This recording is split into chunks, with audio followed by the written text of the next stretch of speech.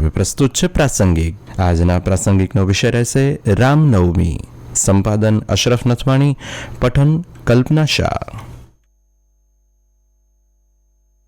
ભારતીય પરંપરામાં શ્રી રામનો જન્મોત્સવ એટલે કે રામનવમી મહત્વપૂર્ણ ઉત્સવ છે. ચૈત્ર માસની શુક્લ પક્ષની નોમના દિવસે આ તહેવારની ઉજવણી ધામધૂમ અને ભક્તિભાવપૂર્વક થાય છે. રામાયણ જેવા આર્ષ ગ્રંથ અનુસાર શ્રી રામનો જન્મ અયોધ્યામાં રઘુકુળના યશસ્વી રાજવી દશરથના રાણી કૌશલ્યાના કુખે થયો હતો. શ્રીમદ ભાગવત મહાપુરાણ મુજબ શ્રી રામ ભગવાન વિષ્ણુનો 7મો અવતાર હતા. કરુણાસાગર મર્યાદા પુરુષોત્તમ પ્રભુ શ્રી રામનું નામ લેતા જ અંતરમાં અપાર શાંતિની અનુભૂતિ થાય છે. હૃદય પુલકિત બની ઉઠે છે અને રોમે રોમ હર્ષિત થઈ ઉઠે છે.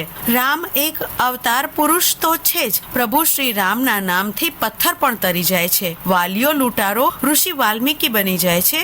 રામ નામ પરમ હિતકારી. મર્યાદા પુરુષોત્તમ તરીકેની ઓળખ પામેલા પ્રભુ શ્રી રામ જન જન અને પ્રત્યેક હૃદયમાં વસે છે. જે ધર્મ અને સંસ્કૃતિમાં પ્રભુ શ્રી રામે અવતાર લીધો હોય તેની યુવા પેઢીએ બીજે આદર્શ શોધવા જવાની જરૂર જ ક્યાં છે. પ્રભુ શ્રી રામ એટલે એક આદર્શ પુત્ર અને આદર્શ રાજા. જાનકી વલ્લભ પ્રભુ શ્રી રામની લીલા અપરંપાર છે, જે પથ્થરને ફરી અહલ્યા બનાવી શકે છે. નારી ગૌરવને ફરી મહિમા મંડિત કરી સમાજમાં આદર્શ ઉદાહરણ પૂરું પાડે છે. શબરીના એઠા બોર ખાઈ શ્રદ્ધા અને ભક્તિને ચરિતાર્થ કરતું ઉદાહરણ પૂરું પાડે છે.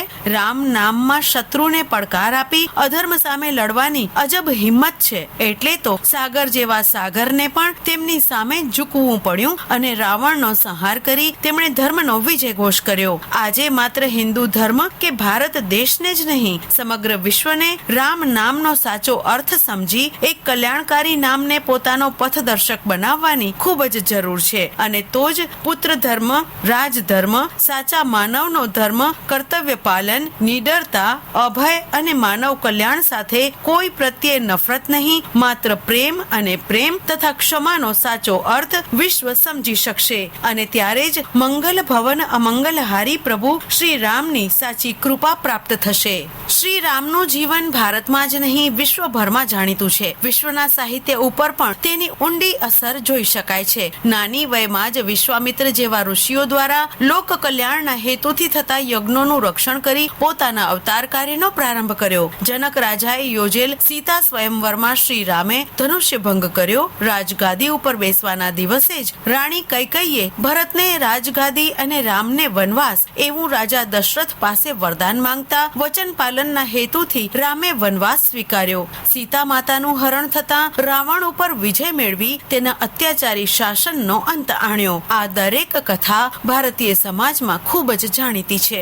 શ્રી રામનું જીવન આજે પણ આદર્શ માનવામાં આવે છે. તેમણે દરેક ભૂમિકા આદર્શ રીતે ભજવી હતી. આજે પણ આદર્શ રાજ્યની કલ્પના કરવા રામ રાજ્ય શબ્દનો ઉપયોગ કરવામાં આવે છે. વનવાસ દરમિયાન કેવટ સાથે મૈત્રીની ઘટના હોય કે શબરીના એઠા બોર ખાવાની ઘટના, તેમની સરળતા અને સહજતા જ જોવા મળે છે. રાવણના અતિ શક્તિશાળી ગણાતા સૈન્ય સામે વાનર સેનાને સાથે લઈ યુદ્ધ કરવાનું મહાન કાર્ય તેમણે અદ્ભુત રીતે કરી બતાવ્યું. તેમના આ કાર્યનો જોટો જડવો મુશ્કેલ છે.